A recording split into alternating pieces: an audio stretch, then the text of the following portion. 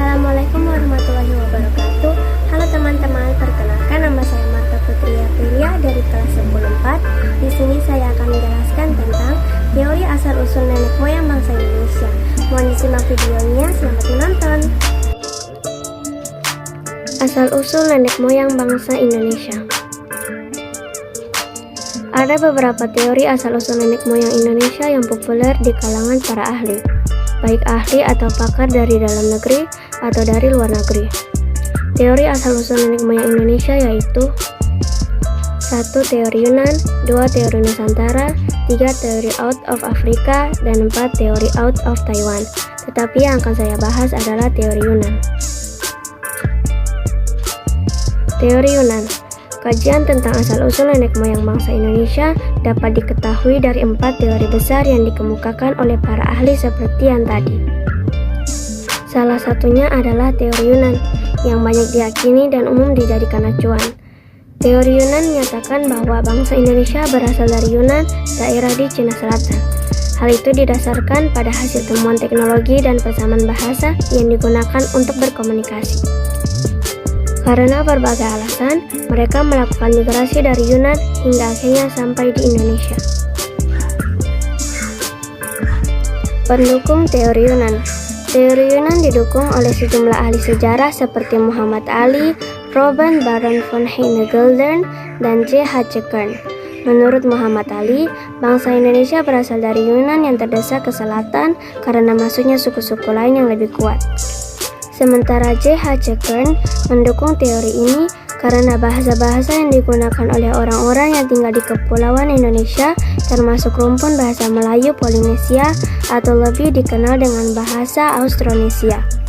Menurut teori Yunan, bahasa Melayu memiliki kemiripan dengan bahasa Champa, Vietnam, dan Kamboja. Dengan kata lain, kemiripan bahasa Melayu dengan bahasa Kamboja menandakan adanya pertalian dengan daratan Yunan. Bukti arkeologis.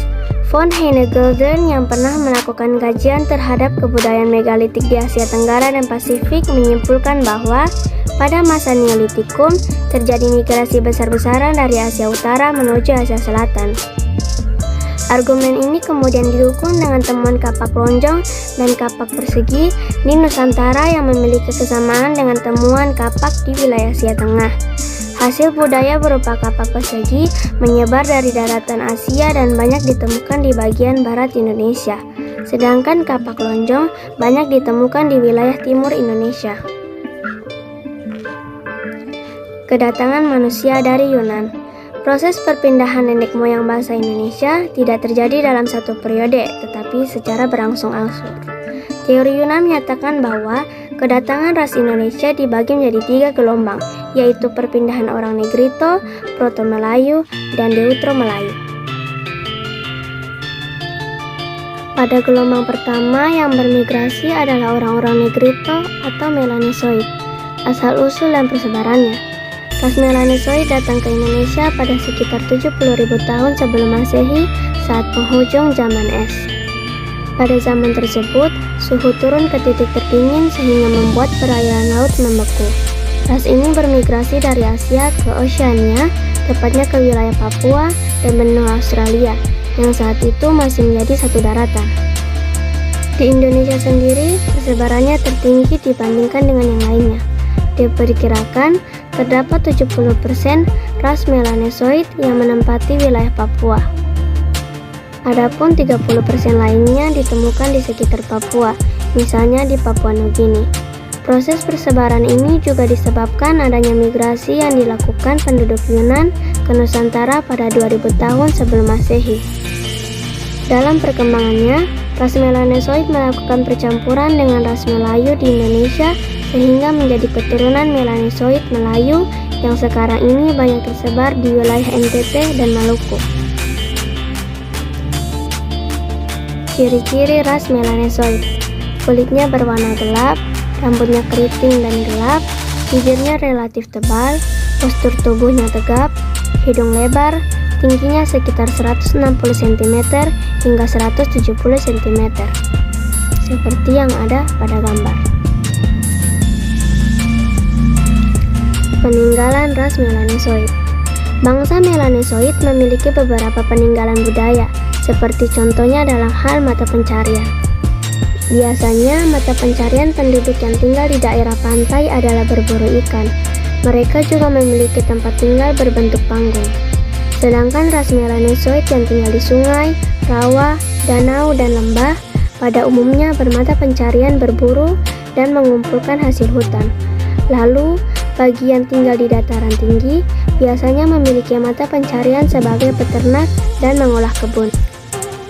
Ada pula peralatan sehari-hari yang menjadi peninggalan ras Melanesoid, yaitu kapak genggam, kapak perimbas, kapak penetak, dan alat serpi yang berasal dari batu maupun tulang. Kegunaannya adalah sebagai alat untuk memotong dan berburu, seperti yang terdapat pada gambar. Kemudian disusul oleh bangsa Proto-Melayu atau Melayu Tua. Asal-usul dan jalur persebaran. Bangsa Proto-Melayu pada awalnya tersebar di Madagaskar sampai pada pulau paling timur di Pasifik. Setelah itu, mereka memasuki Provinsi Yunnan di Cina Selatan dan bermigrasi ke Indochina, Siam, hingga akhirnya masuk ke Kepulauan Indonesia. Bangsa Proto-Melayu datang ke Indonesia pada sekitar 1500 sebelum Masehi melalui dua jalur persebaran, yakni jalur barat dan timur. Adapun rute perjalanan dari barat adalah melalui Semenanjung Melayu, lalu masuk ke Sumatera dan menyebar ke seluruh Indonesia. Sedangkan dari timur, jalurnya adalah melalui Filipina, kemudian masuk ke Sulawesi, baru menyebar ke seluruh wilayah Indonesia. Ciri-ciri ras Proto-Melayu. Suku yang tergolong suku bangsa Proto-Melayu adalah suku Sasak, Toraja, Dayak, dan Nias. Ciri-ciri Proto-Melayu adalah masuk ke Nusantara 1500 sebelum Masehi, kulit berwarna kuning kecoklatan, berambut lurus, bermata sipit, seperti yang ada pada gambar.